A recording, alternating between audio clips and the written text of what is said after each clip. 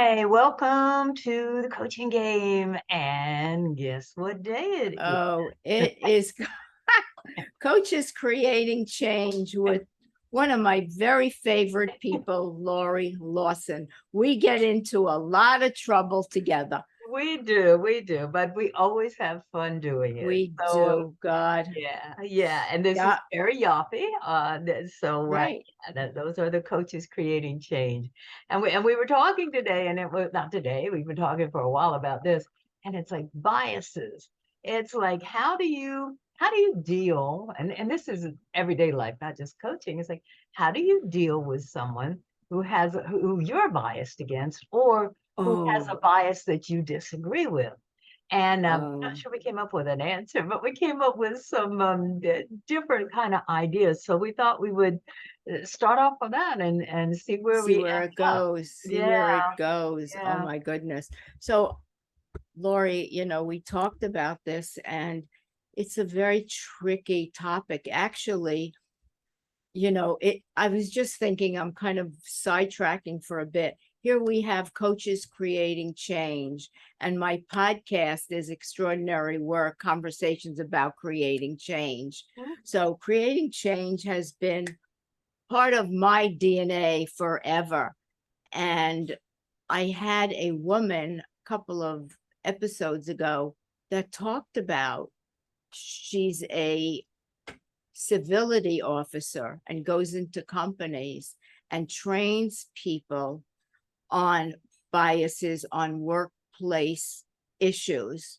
So there Oh, is a cultivating and fostering of positivity in a environment, and biases can be anything, and I think more and more companies are really getting on the bandwagon. When I worked at the Met, we had to take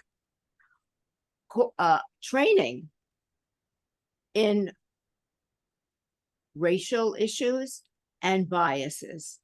And I think a lot of companies are asking, I could be wrong, for training in these areas. well, I hope you're right. I hope you're right.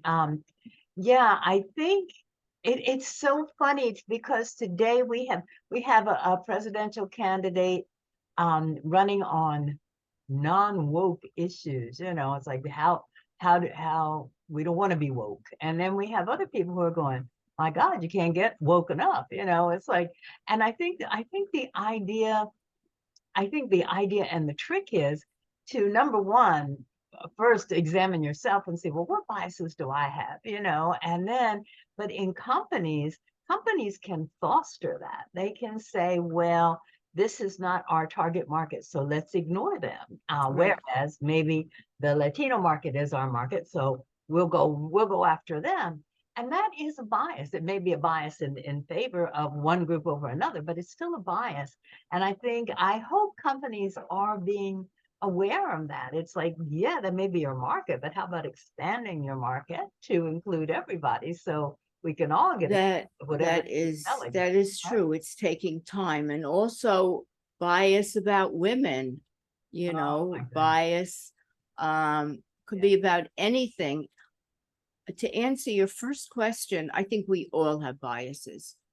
absolutely. We apps and I think the thing is we as aware people have to be aware of them. And I see them in me. I think the difference is if you're not aware, you kind of jump into it. If you're aware, you kind of sit back and might say, "Oh, I see the biases there," um, but don't act on them. Ah, interesting. Yeah, I was going to say if you're not aware, you perpetrate them. It's like, yeah, well, I don't even know, so I'm going to keep doing what I'm doing. This is how I've always done it. But oh, that brings up a whole different game. If it's like if you're aware of your biases and you don't act on them, I'm not sure what that says about you. As a coach, Mm, I think we are obligated to not only to do that for ourselves, definitely, but also to help our clients kind of see where let's call it a limiting belief, or that is a limiting belief, or that is an assumption or a misinterpretation. I think that's part of our job as coaches to help our clients see that, and help the businesses see that that you work with. It's like, yeah, let's open that up a little and see if we can examine it. Yeah.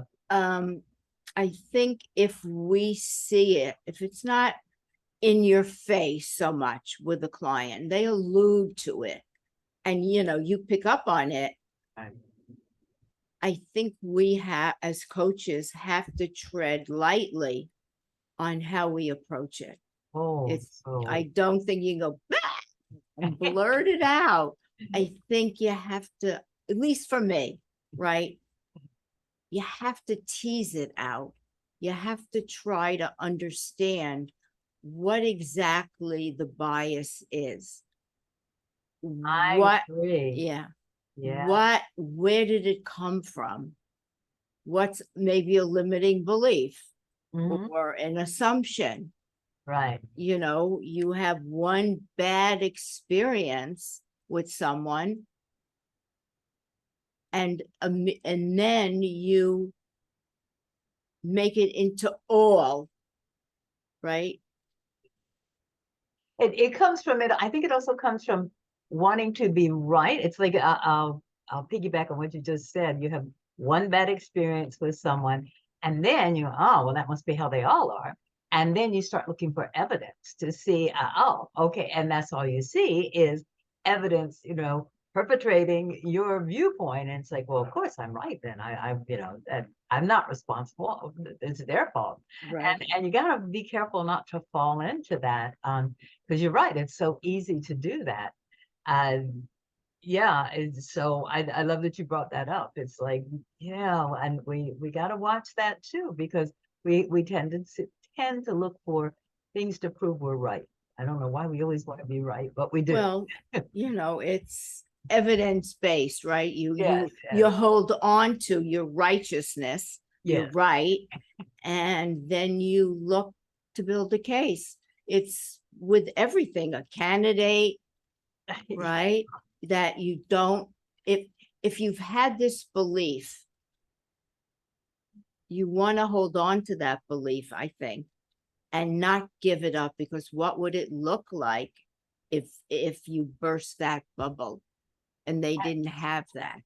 That is so interesting because some people, and I think I may have a tendency to do that occasionally, might think, well, if I believe this my whole life and I base my career on it, my life on it, my relationship, and then if I change, does that invalidate my entire life? Uh, Like, have I uh, gone on the wrong path? It's like, and no, that's where the coaches creating change come in. It's like change is cool. Changes expands everything and makes it so much wider.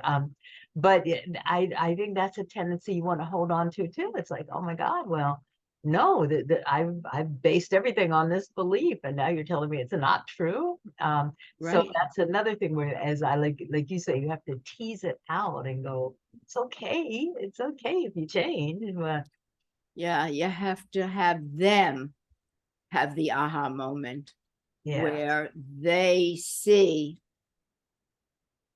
that they've been holding on to a bias or whatever you want to call it. Mhm. And what would it look like if that shifted for them? Yeah, You know, and that's part of the game.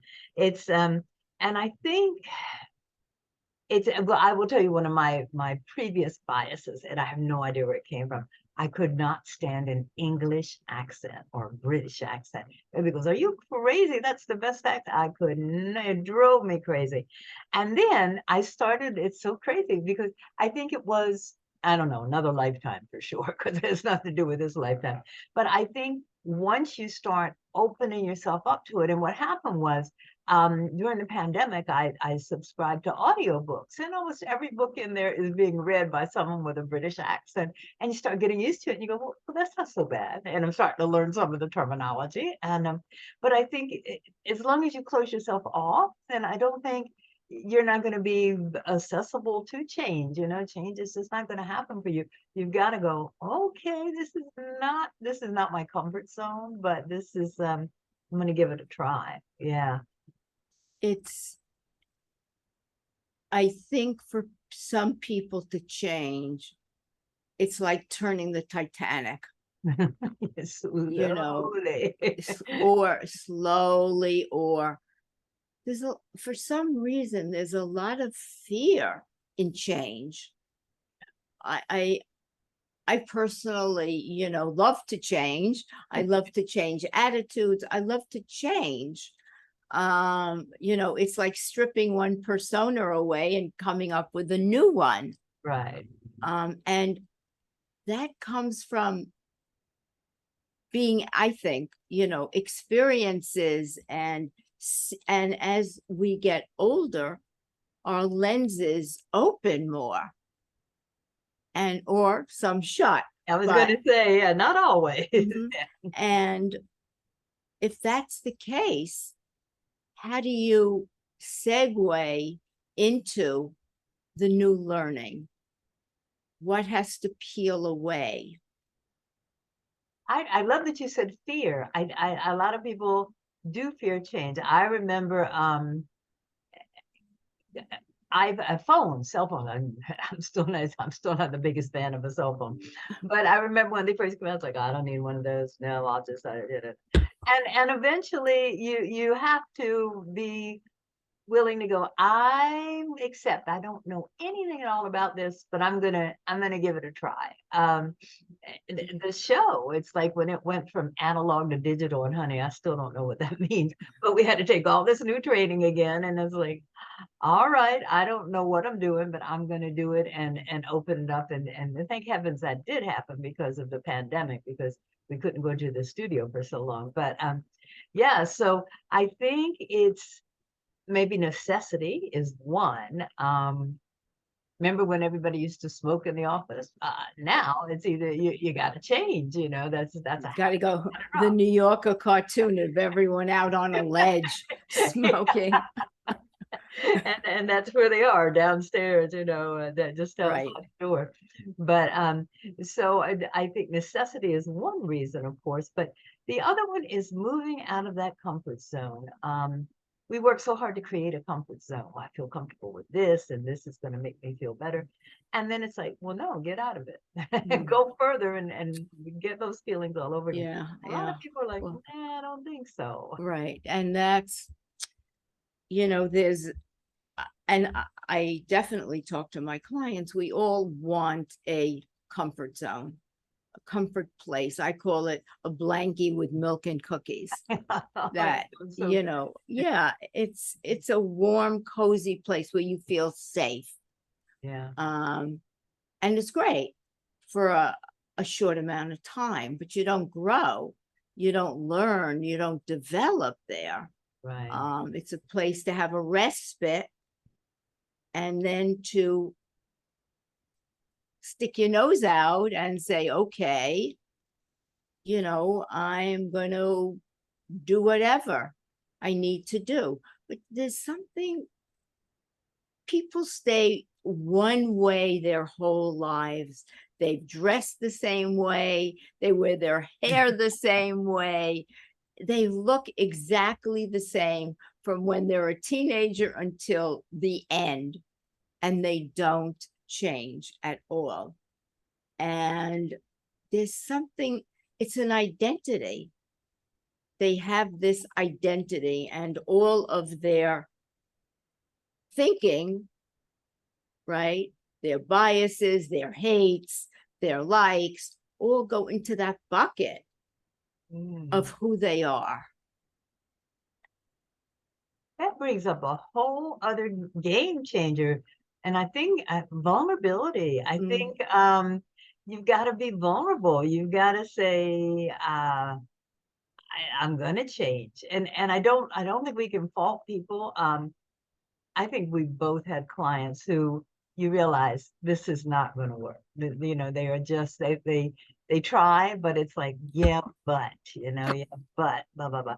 So there are people who, I don't know if it's good or bad and you don't change.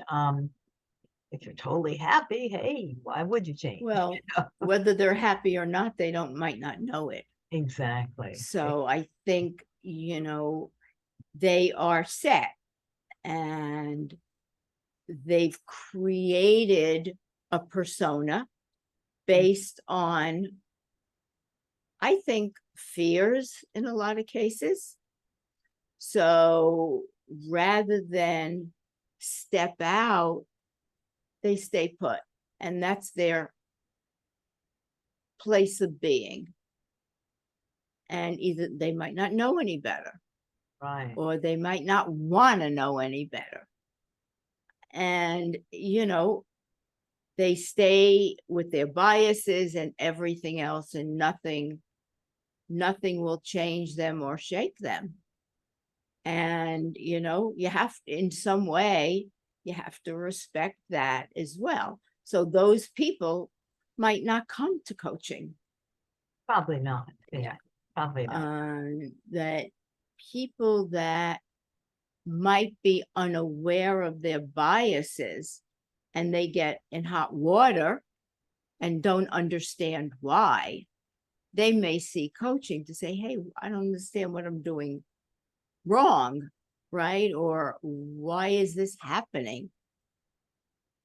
Well, I don't think we can speak for all people who become coaches, but I know we can speak for you and I. And I think we both did the regular route that everybody did. You were very successful in marketing and sales and things like that. And I was in top of the nonprofit world. But I think there's a point where you go, something's missing, something. I'm not getting satisfied, so that's why I went into coaching. It's like, I have no idea what coaching is, but let me give this a try. Right. And then it's like, oh, now I'm really changing. You can't go through coach training and not change. You just can't do it. Right. So Right. That's true.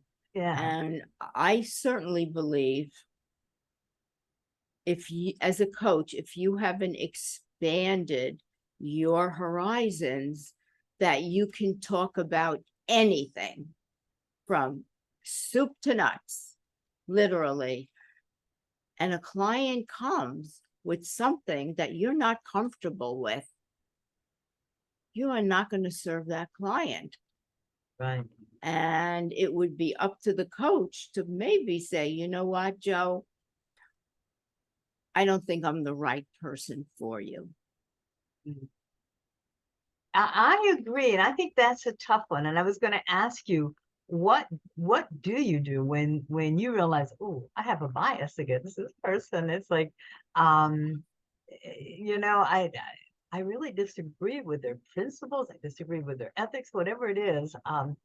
And I've always said, I'm not a teacher. I'm not a mother. I'm not a teacher. I'm an adult and I want to deal with adults, and I'll deal with all the boogaboos that come with adults. But I'm not sure my role is to teach. So, what do you do when you have the client that you go, no, I just can't do I had 2 clients like that. Mhm. Mhm. One woman, I took her on, and she was not for me, but she could have been difficult in many ways. And I just said, I think we agree not to coach at this point. I think she was okay with it. Mhm. I had one young girl that I really couldn't get through to, and that ended. Somebody young, inexperienced, and irresponsible. But mostly I've not had that. There's not, No. I've been really fortunate. And I don't know too many of my clients that have had biases in the sense of true biases. You have a client that says, he's difficult, he's mean, I'm not going to go in and ask for anything because he'll tell me no. And then I might say, okay, how do you know he's going to tell you no? Right. Maybe he say yes. So that type of, we look at people and we judge them. Judgment. And even worse, we judge ourselves. It's like, oh my gosh, okay, so I don't agree with this person. Now, what is my obligation? How far should we go here? Should I say anything? I just had that recently where someone so beautifully said, you got two values rubbing up against each other. I hope you figure out which one matters. And I did. There was a whole ethical thing about I was raised snitches get stitches. You don't tell on people. Yet for the good of the program that I was in, it was like, wow, this is really dangerous behavior. And I had to sleep on it all night and go, oh, what about snitching? And what about, and it's like, you have to Right. go back to your values and go, oh my God, what's more important? And I had to go, yeah, it's my need to not be a snitch versus the welfare of a program. So I said, all right, I'm going to do that. But you judge yourself a lot too. And it's like, I don't know. And that's a bias of mine. It's like, boy, you keep secrets for sure. You don't tell people secrets, but sometimes you have to. So I mean, it's a matter of judging others and judging yourself at the same time. It's like, oh, too much, too much. So I see why people want to go. Oh, never mind, I'll go back to my comfort zone. Yeah, I mean, I've had a few that have had to make some real hard choices that in some ways butted up against some of their values. But Yeah. but for what they had to do, it was and we talked about it, and I said, that's up to you. You have to decide how far you can push the envelope with your values, right? Not go over the line where you're really upsetting yourself for it.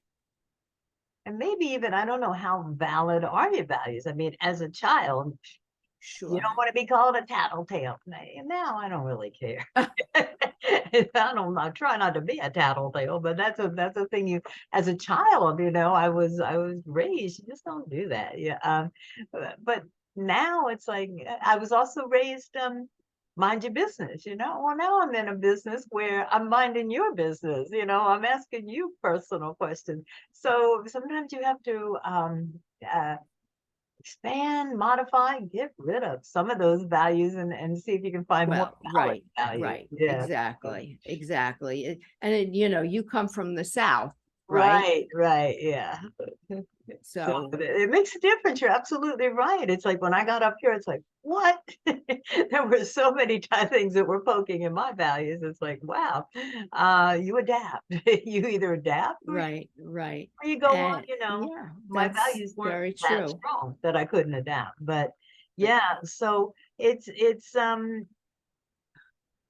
Bias is a tricky. They're yeah. very tricky. And I think a coach has to tread lightly Mhm. when, and not be a bull in a china closet Right. when it comes to that. And if at the end, if you can put yourself aside and your own biases and your own issues and just be with the client and not have your ego jump into the game, Right. Yeah. um, maybe you can work it out. Of course, if the bias is so out there, right, that it's just not possible. It just, goes against every value, core value that you have, Yeah. then you may have to end the relationship. And I think you have to view that as I really can't serve this person, because I have bias. I can't get over it, and so I'm gonna my point is gonna be slanted. My coaching is gonna be slanted, um, I don't know, there are people who won't go into businesses that aren't environmentally green or conscious of I don't know, but and that's okay. I mean, it's okay to stand up for your values. I think it's also a requirement that every now and then, especially if you're a coach, you reevaluate and go, is this valid now? Does this make any sense to keep this? And and good for you if it does. And it also may mean you need to tweak it a little, and Absolutely. yeah. So that's the tricky part, I think. And what's important is I think you have to always keep in mind what is the bigger picture? What is the mission? What are you trying to do? Right. Is your bias that important? If indeed there is a big mission, like with my example of tattletale versus, good of the program, it's important for me not to be considered a tattletale or a snitch, but the good of the program is a little bigger than that, then I can work on me and say, but it's just I think you have to keep that in mind. What's the mission? What is the real big picture that you're really trying to do? And as coaches, we are trying to create change. Not only for our clients, but it's impossible to coach without changing yourself and without, Absolutely. yeah, Absolutely. yeah, And, that's if you keep that in front and, yeah. you don't matter. You're not, I mean, even though you're in it, you're, more of a voice, Mhm. a facilitator, Right, right. um, and, see what happens. Yeah, and I think, and this sounds so hokey dokey and coachy, but I think if you're coming from a true heart, if you're coming from sincerity and what you really want to do and believe in what you're doing, I think it'll be easier. And that doesn't mean that you have to suffer abuse and put up with people's uh bias Baloney. against you. Yeah, yeah. That's a good word, thank you. uh and things like that. It just means that you need to be open and aware that that just come from not you, come from the bigger picture. Yeah, I like what you said. Right. It's all about Right. that. Yeah. Do you Right. believe we have like 45 seconds Oh left? my goodness. I Well, I this know, was, I enjoyed myself. I hope our listeners do. I did We too. always try to have something that we can add, have a takeaway in creating change and how we do it. Absolutely. And what's fun is I think we learn from each other on air as we're talking. It's like, oh, We that's a good do. idea. Yeah. So We do. We do. hopefully, yeah, that's what we're hoping that other people will get out of this show also. So Ms. Yoffe, I will see you Oh, next month and I you look will. forward to it because we always have a good time. We Thank you do. so much. Thank you, Miss Laurie. You are welcome. Take care.